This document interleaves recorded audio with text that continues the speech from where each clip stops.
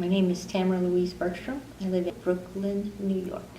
I enlisted in the United States Air Force in 1982, right out of high school. I was in Desert Storm, and we had a chemical bomb go off. But unfortunately, in the area that we were situated, say a chemical bomb went off, the military did not have a small enough gas mask, so I couldn't get a seal. I was getting some of the chemical gas into my mask, and it kind of hurt my vision. I couldn't see and burnt things up.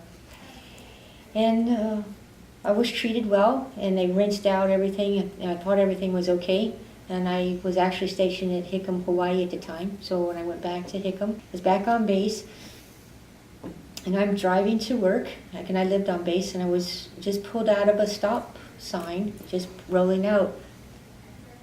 And all of a sudden, there was somebody up on my hood in my windshield. I did not see them coming across the crosswalk until it was right in front of me. And so they sat down, they started running tests, and found out that I got a problem. And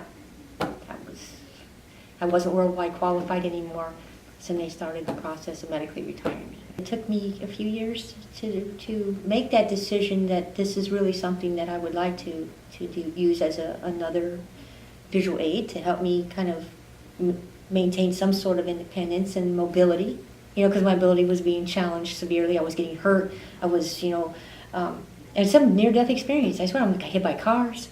I'd step out and not see even bicyclists. The first meeting was just overwhelming because I was just, the anticipation was there. I was really excited for the anticipation. And then when he bounded in the door, and just just came to me and just was excited and happy as much as I was. Just ridiculous. It was ridiculous. That's all I can say. Absolutely. And I just was overwhelmed with emotion and happy and excited. Okay, my life's changed. We call it New Year's Day because it's a whole new life and whole new year for me and my husband. So that was the start. Well, first off, definitely build confidence when I'm out and about in the city by myself, and give my husband the opportunity to do some other things besides just always sight guiding with me and taking me everywhere. And he loves to do it, and he doesn't mind, but I mind. Sometimes I don't want him to take me shopping for clothes, because he waits patiently, but then I'm conscious of him waiting on me, so I don't want him to wait long. And so I kind of changed my habits a little bit to not take advantage of him, because I do appreciate what he does for me. So there's the confidence, there's the independence, so safety issue. And I think Mike said this to me twice over the last 2 weeks, and it stuck with me. He told me, I'm not alone.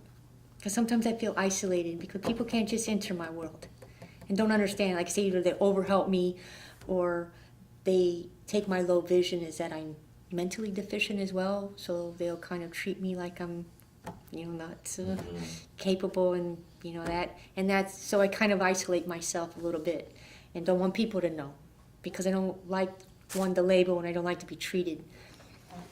So I think Jerry, in some ways, can help me overcome that, and saying, okay, they're going to react differently to the dog. They're not going to say, oh yeah, but the dog, you know what I mean? So that doesn't have to worry about me and treating me differently, or try to overhelp me because, oh, she got the dog, she's good, and that freedom from people feeling sorry for me, which I hate, I think will help.